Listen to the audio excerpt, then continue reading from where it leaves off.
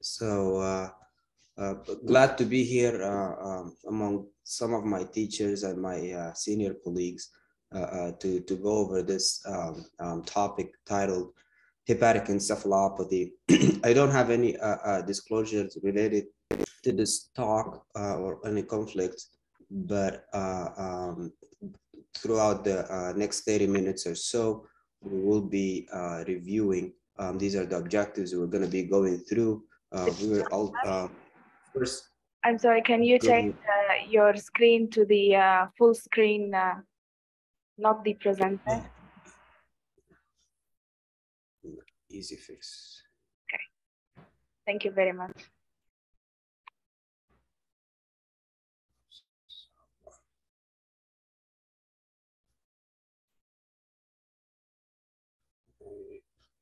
I'm just going to change something in the share. I'm going to stop the share and start it again. Okay?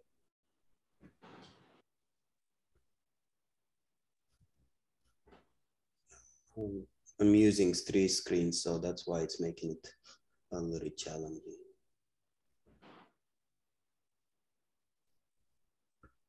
You should be seeing my.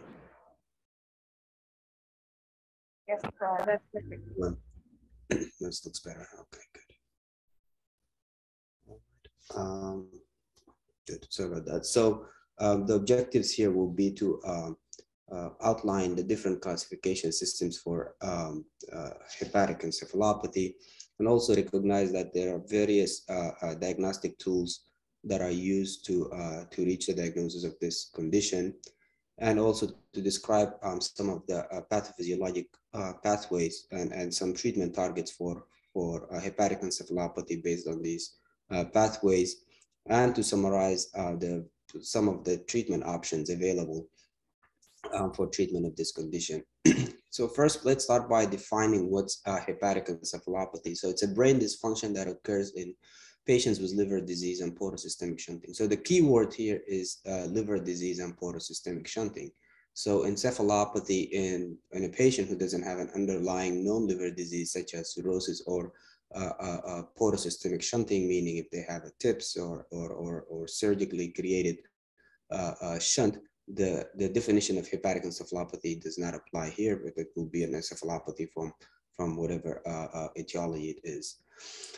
This portal systemic shunting or this brain dysfunction often leads to changes related to how the brain is functioning, and it manifests in so many different ways where patients can have some behavioral changes, some cognitive or difficulty with thinking, and some motor effects.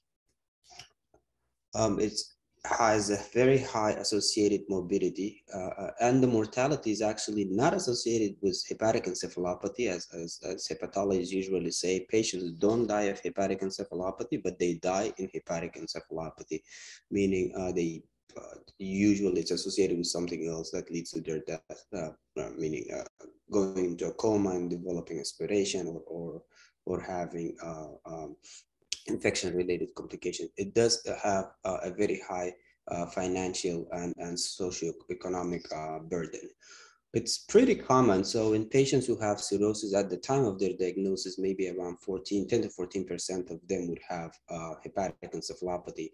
And the patient, if they have hepatic decompensation defined by ascites or variceal hemorrhage, around 20% or 15 to 20% of them will have hepatic encephalopathy.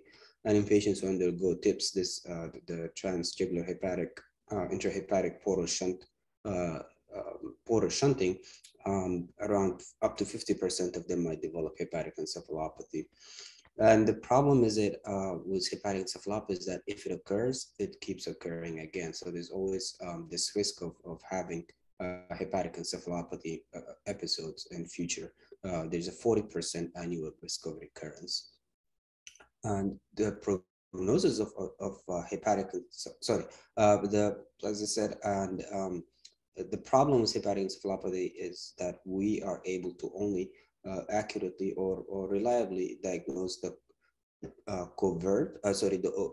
overt, meaning the obvious, and we find difficulty in diagnosing the covert or the minimal hepatic encephalopathy, which occurs in up to 80% of the patients with cirrhosis. The prognosis of hepatic encephalopathy is, as I said, it has a lot of morbidity and mortality. In this slide here, what I'm trying to show is that if you have cirrhosis without any complications, meaning without any hepatic decompensation events, the mortality rate over a 3 or up to 5 years period is pretty it's high, but it's not as high as in patients who have hepatic encephalopathy. So this slide here just describes that in patients who have hepatic encephalopathy, their mortality is among the highest, with 80% mortality at 5 years. Look at these two other lines, is that patients who have variceal bleeding or ascites, their mortality is not as high as when hepatic encephalopathy becomes present. And indeed, the degree of hepatic encephalopathy, we'll go over this in a little bit, but hepatic encephalopathy grade 3 or 4 have the highest mortality among patients with this condition. And also in patients, you probably, or if you're not familiar with, there's this new definition or a nomenclature that we've been using recently called the acute on chronic liver failure. So these are patients who have cirrhosis who start going gradually or worsening, meaning they start having development of ascites, or they start having renal failure, or they start having jaundice. So this is basically part of this syndrome of acute on chronic liver failure. And patients who have acute on chronic liver failure with hepatic encephalopathy, again, we're seeing here that they have the highest mortality or risk of survival. It presents very variably, as the hepatic encephalopathy, as I said, can have cognitive or neurologic or motor presentations. So it's mostly a neuropsychiatric disorder with some motor dysfunction. So patients generally present with apathy, irritability. They can have progressive worsening of their mental status, where they become disoriented to time and place. They start having inappropriate behaviors early on in the disease, and this is mostly detected by the caregivers of that patient. It can progress into a severe confusional state. They can have some agitation, or they have increased sleepiness, become altered in their consciousness, and can finally go into coma. There's a common question that we usually ask patients is that, are you having any trouble sleeping at night on taking naps during the day? Because indeed the sleep-wake cycle is pretty frequently noticed. And then we have the famous astrexis or flapping tremor. This is usually seen in the early to middle stages of hepatic encephalopathy, and it's mostly noted on physical examination, where you detect it on the hands of the patient, but you can also see it in the feet or in the eyes of the patients. Just remember that astrexis is not diagnostic of hepatic encephalopathy, and it's not pathognomonic of hepatic encephalopathy. You could actually see it in other disorders, such as uremia, for example. So hepatic encephalopathy, we classify it according to the West Haven criteria. And I mentioned earlier the terms covert and overt. And as you can see here, the covert is usually when the patients have very minimal impairment in their functional or their psychologic presentation. And the problem with these two, or the covert in general, it's that it's hard to diagnose, and it's often when we use testing, which is not easily available or usually used, there's difficulty with reproducing the results of the testing, because it's pretty variable how they present. As the hepatic encephalopathy becomes more evident and denser, this is when we start noticing it a little bit more clinically in grades 2, 3, and 4. I just want to point your attention here is that you don't see astrexis of, you don't start seeing astrexis until you reach grade 2 encephalopathy. And often in these later stages, if you perform any psychometric testing, you're going to see you're going to have similar results always, or almost always. There's a further classification is that depending on the type of hepatic encephalopathy, is it encephalopathy associated with acute liver failure, or is it encephalopathy associated with portosystemic, or this is the type B, portosystemic shunting, like in patients who have TIPS, or hepatic encephalopathy associated with cirrhosis. And again, this part here in the middle, just the second bar here, just shows the West Haven criteria. And then you can also further classify depending on the time course. 6 months mark is what we usually use. So if a patient has one episode of hepatic encephalopathy, it's called episodic. If they keep having frequent episodes within 6 months, it's called recurrent, or if it never resolves, it's called persistent. And then it also depends on the precipitating factor. If it presents with something that precipitated it or triggered it, that's called precipitating encephalopathy, and vice versa. If no identifiable cause, this is called spontaneous. The pathophysiology of hepatic encephalopathy in the past, I'm so sorry if this slide is a little bit hard to read, but here you can, the pathophysiology has been always circling around the ammonia. So in your gut, the bacteria in your gut digest, produces ammonia. Ammonia gets absorbed into your blood vessels or from into the portal vein, and then it makes it to the liver. In a normal liver, the ammonia enters the urea cycle, which converts it into urea and then eventually gets excreted in urine. Then if you have liver failure, like acute liver failure, you have decompensated cirrhosis, this is when the ammonia starts to be problematic. For example, in patients who have acute liver failure, ammonia enters, crosses the blood-brain barrier, and then over in the blood-brain barrier, it gets converted into glutamine that leads to cerebral edema, and as it progresses, this can lead to coma and death. In the chronic or under patients who have cirrhosis, there's a little bit more complex process, but again, it all relates to the ammonia. However, for the longest period of time ever, we thought that ammonia was the only contributor, the major contributor. But this slide here just shows that it's actually much more complex than just the ammonia being the main contributor to hepatic encephalopathy. For example, there is evidence that systemic inflammation also produces neurotoxins that also can cross the blood-brain barrier. There's also evidence that bile acids might also contribute to worsening neurotransmission in the patients who have advanced liver disease. So moving a little bit more, we're going to talk about diagnosis of hepatic encephalopathy, which remains mainly clinical based on the history and the physical. So it's one of those things where your physical exam skills and history skills would really get out the diagnosis, but it's also still not easy.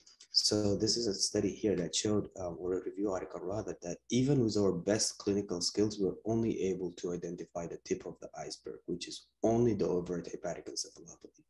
Patients might have more trouble even before that, like they might have, if they drive, they might have frequent accidents, they might be falling at home, they might not be functioning well at their job. So it's really, really hard diagnosing minimal hepatic encephalopathy.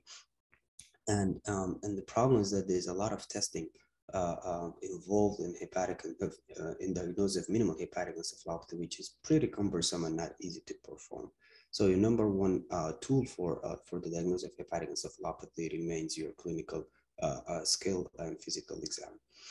Then the next step in the diagnosis is that you always have to search for other causes of altered mental status, because hepatic encephalopathy can also present like a lot of other conditions. It can present as a diabetic coma, or patients who have alcohol intoxication, medications, or narcotics, for example, and benzodiazepines. Electrolyte disturbances are pretty common in patients with liver disease, but also pretty common in patients with other conditions, or patients who present with severe sepsis and severe inflammation. So always make sure that you look at these other competing etiologies. And then after you look for competing or alternative causes, your next step in the diagnosis is that you have to work to identify the precipitants of hepatic encephalopathy. Generally, precipitants for hepatic encephalopathy kind of overlap, where patients with episodic or recurrent, this table just shows what precipitants like GI bleeding, overdiuresis, patients who have chronic hepatic encephalopathy or recurrent hepatic encephalopathy. Constipation is a trigger. Infections is a big one in both episodic and recurrent. And this is not a comprehensive list, but things like medications also can lead to hepatic encephalopathy, among other electrolyte or metabolic disorders or dysfunctions. As I said, hepatic encephalopathy is so hard to diagnose. The ASLD and EASL, which actually their guidelines were joined back in 2014, recommend these tests to perform. For example, the portal DFS, I can't remember what the abbreviation stands for, but these are tests that usually usually requires the involvement of a neuropsychiatric to perform. So these are really cumbersome, not easy tests to perform. And then historically, have always been, as we just also mentioned, trying to measure ammonia and see if it has a role in the hepatic encephalopathy diagnosis. There's always this rise and fall of ammonia. It depends on which decade you're practicing medicine. So hepatic encephalopathy and ammonia has just been going back and forth. But we know that that high ammonia levels alone does not add a lot of diagnostic or staging or prognostic value in hepatic encephalopathy, except for acute liver failure or patients who have acute liver failure with an ammonia level of greater than 150, they have a very high mortality. And in the opposite, if you have a normal ammonia in patient who have cirrhosis and has ultimate status, the diagnosis of hepatic encephalopathy is in question here. So really what you're trying to get out of the ammonia is that a hepatic encephalopathy, a cirrhotic patient with encephalopathy should have a high ammonia level. There's been some mention that maybe repeated measurements of the ammonia might be helpful to test the efficacy of your treatment, like if you're giving them lactulose or rifaximin. But again, it's not indicated, and it's clinically, it's usually your clinical skills that help determines that result.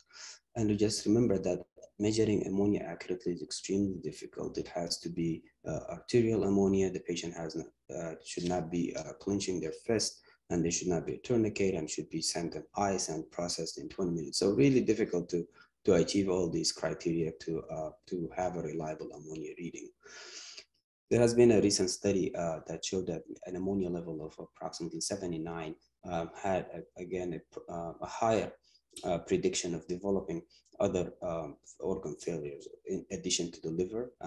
So acute kidney injury or sustained kidney injury in patients with cirrhosis or respiratory complications. And that study also showed that if the ammonia level does not improve by day 5, that the patient would have a very high mortality, which again circles back to that figure that I showed earlier, that acute and chronic liver failure patients with hepatic encephalopathy has a very high mortality rate. Management of hepatic encephalopathy, I broke it down into 2 here based on ASLD guidelines actually. So first, there's a general approach for hepatic encephalopathy is that when you have somebody who has an episode of hepatic encephalopathy, try to determine is it spontaneous or precipitated, because if it's precipitated, you're gonna try to identify what precipitated it and possibly treat it. And then secondary prophylaxis, meaning patient developed a hepatic encephalopathy episode, you want to make sure that they do have treatment after that, and you're not just discharging them after you treated the episode that they presented with. Importantly is that primary prophylaxis is generally not required, meaning if you have a patient who has cirrhosis without hepatic encephalopathy, there's no rule to starting treatment before they develop hepatic encephalopathy, except in very limited patient population. For example, if somebody undergoing TIPS, even there, the recommendation is still not as strong. And then lastly is that a patient have recurrent or intractable hepatic encephalopathy, then this could be a potential for liver transplantation. And then there's this four-pronged approach where when you do, excuse me, so this is now a specific treatment towards hepatic encephalopathies that first you have to initiate care for patients with altered mental status or altered consciousness, meaning if they're in a stage 3 or stage 4, they need to be in an ICU, they might need to be intubated. And then while you're doing that, you also want to make sure that you're looking for other alternative causes for mental status changes and that you address and treat them. And also, again, circling back to the precipitating factors, if this was precipitated by an infection or electrolyte disturbance, then you might want to look into that and treat it. And then you start specific treatment for hepatic encephalopathy. This slide here just shows the different organs involved in hepatic encephalopathy and all the different treatments that has been trialed or currently in the market for it. I'm just going to bring your attention that these are the two most common treatments that we have here. Lactulose, as it works on acidifying the stool and therefore preventing the production or absorption, reducing the load of the ammonia absorbed into the circulation. Antibiotics also works in a similar fashion where it decontaminates the gut from the ammonia-producing bacteria. And then there's all these other various treatment options that are not, there hasn't been as a strong evidence to lactulose and to rifaximin. For example, the LOLA, the L-ornithine, works on preventing muscle breakdown and also stimulates glutamine. And similarly, the amino acid, branch change amino acids also work on the muscles. A very important one that has been on the rise recently is the use of fecal microbiota transplantation to alter or change the gut bacteria. So we'll go a little bit further with these different treatment options. I'm going to be focusing mostly on lactulose and rifaximin. So lactulose or lactitol is available in most countries. Lactitol, I think some countries in Europe use that. This is the first and the cornerstone of treatment, and it is the cheapest option out there. It's despite its long use in hepatic encephalopathy and in patients with decompensated cirrhosis, there has not been really a randomized controlled trial to detect its efficacy. But also the nice thing about lactulose is that it can be administered by various routes. So if your patient has presented with a coma and you don't have an oral access or a gastric tube access, you can administer it by an enema. And one important thing is that when you start the lactulose, remember that this is a medicine that you need to titrate. Just giving the prescription of the lactulose and sending the patient home does not fix the problem. The patient needs to be able to produce 2 to 3 bowel movements a day. And that's usually the titration of the dose. If you have lack of response for the lactulose, then your hepatic encephalopathy diagnosis is in question here, because around 70 to 80% of the patients usually improve with the treatment. But also don't get overexcited and overuse lactulose, because you might start getting into complications with electrolyte disturbances, dehydration. Patients might develop abdominal distension, ileus, aspiration, and the overuse of lactulose can actually produce hepatic encephalopathy. There's a high discontinuation rate because of the GI side effects associated with it. So lactulose have been there forever, and then came rifaximin in the year 2010. This was a very important and landmark study, where you could see here the study design was actually rifaximin was added to patients who has been taking lactulose, or some patients received placebo, but indeed rifaximin has helped reduce the encephalopathy. It reduced the breakthrough hepatic encephalopathy over a 6 months period from 22% so basically it reduced how much hepatic encephalopathy episodes and it also reduced hospitalizations compared to lactulose alone. So rifaximin or non-absorbable, it's a non-absorbable antibiotic, so it does not make it into the circulation. It is effective for treating both acute or preventing the recurrence. It can be used in addition to lactulose. As I said, that study was designed that way. Its problem is that it's really expensive. Here in the US, it costs greater than $900 for a 1 month supply. But the good thing about it is that it's very well tolerated. There is no need for titration. It comes in a fixed dose of 500 milligrams twice daily. And then there's been these other antibiotics that has previously been used that did not show any much promise as rifaximin, the neomycin, oral vancomycin, and metronidazole are just some of these examples. There's been more trials after that looking at rifaximin in addition to the lactulose. And indeed, patients who did have rifaximin with lactulose, there has been a decrease of in-hospital mortality and a decrease in the length of stay for patients who have received the combination. Some other therapies that, if you recall from the pathophysiology and target slides, is that L-ornithine that's only available and effective in the IV form. So you can actually imagine the difficulty of using it. And the branch chain amino acids, again, this is where it works on the muscles. It's only effective in the oral form.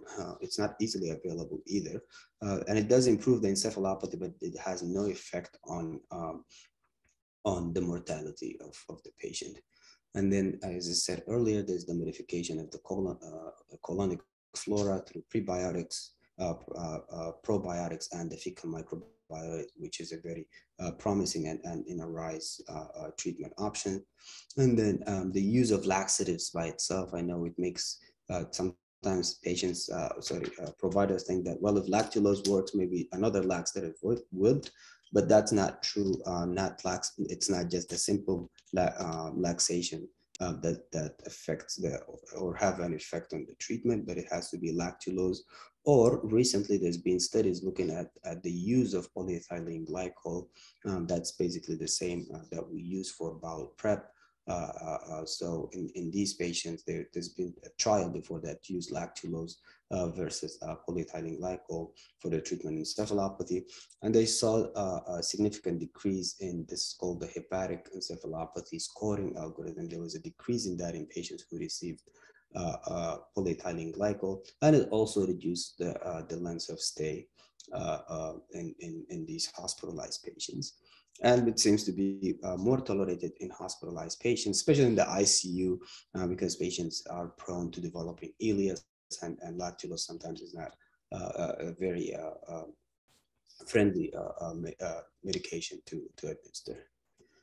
Nutrition is extremely important. Patients who have cirrhosis and advanced liver disease, they usually are in a catabolic state. They develop sarcopenia, they lose their muscles, and this is a negative prognostic sign in patients who have cirrhosis.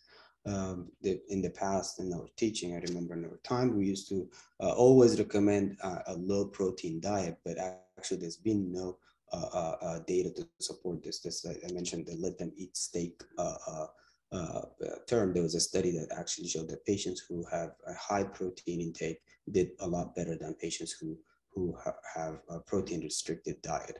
We generally want to recommend a high caloric intake for patients with encephalopathy.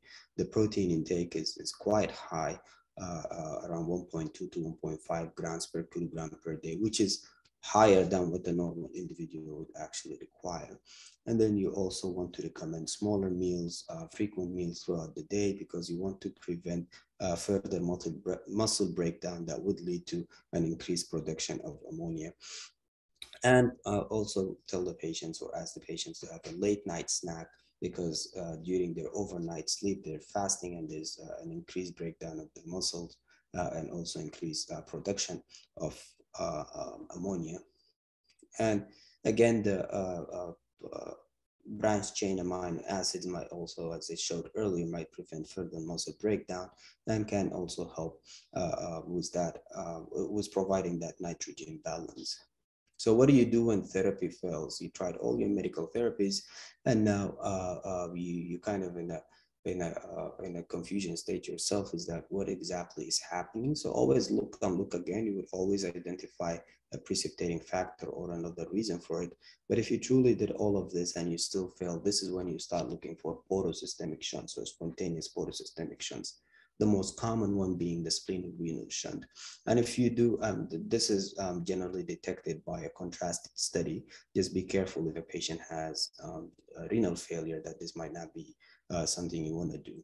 And if you do find a shunt, then embolization of that shunt by our colleagues from intervention radiology would help reduce that shunt and reduce that bypass of the liver, and it does help a lot. And there's previously some concerns that it might actually worsen your esophageal varices, or it might worsen your bleeding for portal hypertension, gastropathy, or uveitis, which is not true if you embolize the shunt carefully in an experience, by an experienced intervention radiologist. These complications are not that common. And if all fails, your shunt fails, this is just now a liver that needs to be replaced. As you probably all know, that liver transplantation is the ultimate treatment option for hepatic encephalopathy, because it replaces a damaged liver with really dense cirrhosis and portal hypertension. And this is a life-saving procedure. So in summary, I want you to recognize that hepatic encephalopathy, this is a frequent complication. So you're going to see it a lot in patients with new diagnosis of cirrhosis. You're going to see it even more in patients who have who have decompensated cirrhosis, and you're going to keep seeing it as you keep following up these patients. And it is, once you see hepatic encephalopathy, you should start getting worried, because this is a predictor of increased mortality in patients with acute and chronic liver failure. Lactulose is still number one medicine to go to. Just be careful when you use it, and do not overuse it, because it's not always better and can actually be harmful. Stop chasing ammonia. It does not. It confuses providers as much as it confuses the patient. So to chasing ammonia unless you really polyethylene glycol, although it works differently than lactulose, it still has some promise, but still we need more studies about it. Additional treatments are currently underway, and I just wanted to point out that fecal microbiota transplantation has been studied. The gut microbiome has been of increased interest. I heard in the conference that there's actually greater than 60 publications a day about changing